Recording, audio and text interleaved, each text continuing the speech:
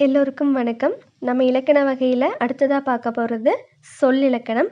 சொல் அப்படிங்கிறது ஒரு எழுத்து தனித்தோ பல எழுத்துக்கள் சேர்ந்த பொருள் தரும் வகையில் அமைவது. சொல்லோட வேறு பெயர்கள்னு பார்த்துட்டிங்கன்னா மொழி, பதம், கிளவி. இதை இலக்கண வகை, இலக்கிய வகை சொற்கள்னு 2 வகையாக பிரிக்கலாம். இலக்கண வகையில் பார்த்துட்டிங்கன்னா பெயர் சொல், வினைச்சொல், இடைச்சொல், உரிச்சொல்னு 4 வகையாக பிரிச்சிருக்கிறாங்க.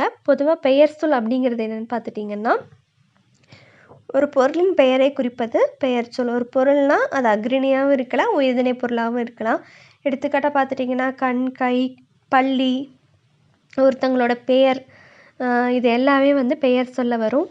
அடுத்து வினை சொல். செயல் அப்படிங்கிற செயல் என்பது பொருள். வினையோட பொருள் என்னென்னு பார்த்துட்டிங்கன்னா செயல். ஒரு செயலை குறிக்கும் சொல் வினைச்சொல்.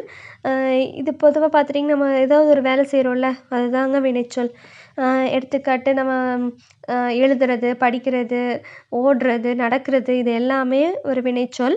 அடுத்து இடைச்சொல் அப்படிங்கிறது என்னென்னு பார்த்துட்டிங்கன்னா பெயர் சொல்லையும் வினைச்சொல்லையும் சார்ந்து வரும் சொற்கள் இடைச்சொற்கள்னு சொல்கிறாங்க. இது தனித்து இயங்காது. இதோட இதுக்கு இடைச்சொற்கள் என்னென்னு பார்த்துட்டிங்கன்னா மற்று, ஐ.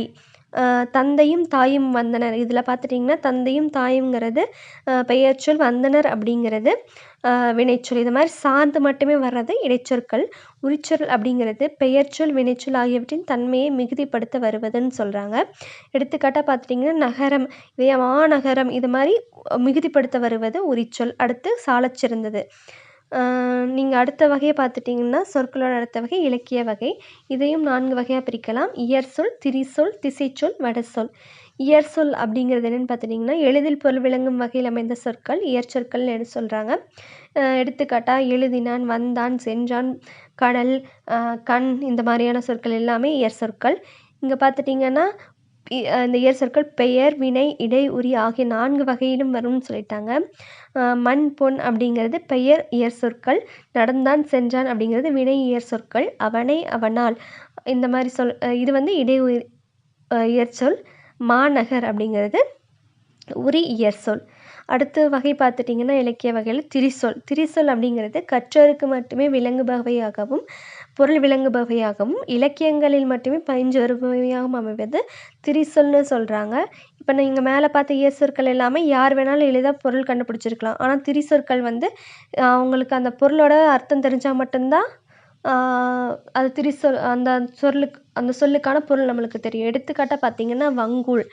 இந்த வங்கூல்ங்கிற திரிசொல்லோட இயற்சொல் என்னென்னு பார்த்துட்டிங்கன்னா காற்று. அழுவம் அப்படிங்கிறதுனா கடல். சாற்றினான் அப்படின்னா சொன்னான். உருப்பயன், மிகுந்த பயன். இந்த திரிசொற்களும் 4 இடங்களிலும் வரும். பெயர், வினை, இடை, உரி 4 இடங்களிலும் வரும். அழுவம், வங்கம் அப்படின்னா அது பெயர். இயம்பினான், பயின்றான் அப்படிங்கிறது வினை திரிசொல். அன்னமான இடை திரிசொல். கூர், கழி இதெல்லாம் உரி திரிசொல்.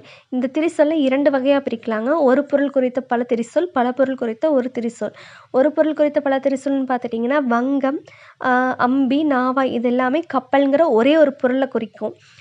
பல பொருள் குறித்த திரிசொல்ல பார்த்துட்டிங்கன்னா இதழ் அப்படிங்கிற வார்த்தையில் அதை பூவின் இதழ், உதடு, கண்ணிமை, பனையேடு, நாளிதழ்னு பல வகை பொருளை தருது. இது 2 வகைன்னு சொல்லிட்டாங்க. அடுத்து திசைச்சொல். திசைச்சொல் அப்படிங்கிறது பிற மொழிகளிலிருந்து தமிழில் வழங்குபவை. தமிழில் அந்த வார்த்தை இருக்காது, ஆனால் மற்ற மொழிகளிலிருந்து தமிழில் இருக்கிறது திசைச்சொற்கள்னு சொல்கிறாங்க. இதில் வடமொழி சேராது, ஏன்னா அது வட சொல்னு தனியாக ஒரு வகையை பிரிச்சிருக்காங்க. திசைச்சொல்லில் பார்த்துட்டிங்கன்னா எடுத்துக்காட்டு சாவி, சன்னல், பண்டிகை, ரயில். முன்னாடி பார்த்திங்கன்னா பாண்டிய நாட்டை தவிர தமிழ்நாட்டின் பிற பகுதிகளில் வழங்கிய கேணி, பெற்றம் இந்த 2 சொற்களுமே திசைச்சொற்கள் தான் சொல்கிறாங்க. கேணினா கிணறு, பெற்றம்னா பசு. அடுத்து வடசொல். வடமொழியிலிருந்து. இங்கே வடமொழிங்கிறது எதை குறிக்குதுன்னா சமஸ்கிருதத்தை தாங்க குறிக்குது. வேறு எந்த மொழியுமே குறிக்கலை.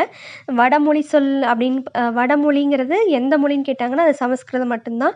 எடுத்துக்காட்டு வருடம், மாதம், கமலம், விடம், சக்கரம். இதை தற்சமம், தற்பவம் அப்படின்னு 2 வகையாக பிரிக்கிறாங்க. தற்சமம்னா கமலம், அலங்காரம் இது 2மே வடசொல். இதை அப்படியே தமிழில் எழுதுவது தற்சமம். தற்பவம் அப்படிங்கிறது விஷத்தை விடம்னு, லக்ஷ்மியை லக்ஷ்மின்னு எழுதுறது. தமிழில் எழுத்துக்களை மாற்றி எறிது தற்பவம்னு சொல்கிறாங்க. நல்லா வச்சுக்கோங்க. தற்சமம்னா கமலம், அலங்காரம் அப்படின்னு. கமலம்னா தாமரைன்னு பொருளுங்க. அலங்காரம்னா அழகுபடுத்துறதுன்னு பொருள். இந்த 2மே வந்து அப்படியே வடமொழியில இருக்கிற மாரியே எழுதுனது தற்சமம். தற்பவம் அப்படிங்கிறது விஷம், விடம். இது பார்த்துட்டுங்க. அப்படியே தமிழ்ல மாற்றி எழுதியிருக்காங்க. அடுத்து நீங்கள் பார்த்துட்டிங்கன்னா சொல் அப்படிங்கிறது எ எ எங்கெங்கெல்லாம் வரும்னு பார்த்துட்டிங்கன்னா, இரு திணைகளையும் 5 பால்களையும் குறிக்கிறது. இரு திணை அப்படிங்கிறது உயர்திணை, அஃறிணை. 5 பால் உயர்திணையில இருக்கிற 3 பால் 3 பால் என்னென்ன பார்த்துட்டிங்கன்னா, ஆண்பால், பெண்பால், பலர்பால். அஃறிணை அப்படின்னு எடுத்துட்டிங்கன்னா, அது ஒன்றன்பால், பலவின்பால். இருதிணை, உயர்திணை, அஃறிணை 5 பாற்கள் 5 பால் ஆண்பால், பெண்பால், பலர்பால், ஒன்றன்பால், பலவின்பால். மூவகை இடங்களிலும் வரும் சொல் அப்படின்னு சொல்லுறாங்க. தன்மை, முன்னிலை, படர்க்கை அந்த மூவிடங்கள். தன்மை அப்படிங்கிறது நம் நம்மை முன்னிலைப்படுத்தி சொல்வது. அதாவது நான், நாம், நாங்கள் அப்படிங்கிற இடத்துல வர்றது தன்மை. முன்னிலைனா நீங்கள் நம்மளுக்கு முன்னாடி இருக்கிறவங்கள சொல்கிறது முன்னிலை. படர்க்கை அப்படிங்கிறது இந்த 2லையுமே வராதது. அவன், அவர்கள் அப்படிங்கிற மாதிரி வார்த்தைகள்.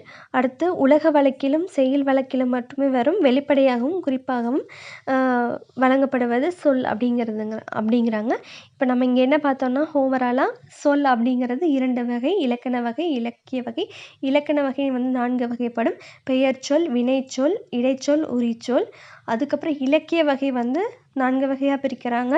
இயற்சொல், திரிசொல், திசைச்சொல், வடசொல். அதுக்கடுத்து என்னென்னு பார்த்துட்டிங்கன்னா இந்த சொல் அப்படிங்கிறது எங்கெங்கெல்லாம் வரும்னு பார்த்துருக்கோம். இரு திணைகளையும் 5 பால்களையும் குறிக்கும்னு சொல்லியிருக்காங்க. இரு திணை, உயர்திணை, அஃறிணை 5 பால் ஆண்பால், பெண்பால், பலர்பால், ஒன்றன்பால், பலவின்பால். இதில் ஆண்பால், பெண்பால், பலர்பால் வந்து உயர்திணையிலையும் ஒன்றன்பால், பலவின்பால் வந்து அஃறிணையிலையும் வரும். மூவகை இலங்களில்னா தன்மை, முன்னிலை, படர்க்கை. அதுக்கப்புறம் உலக வழக்கிலும் செய்யுள் வழக்கிலும் வரும் வெளிப்படையாகவும் குறிப்பாகவும் வழங்கப்படுவது சொல்னு சொல்லிட்டாங்க. இதுலேயே வந்து அடுத்து நம்ம பார்க்க போகிறது பதம்னு இருக்குது. அது வந்து பகுபதம், பகாபதம். அடுத்த வகுப்பில் இதை பார்க்கலாம். நன்றி.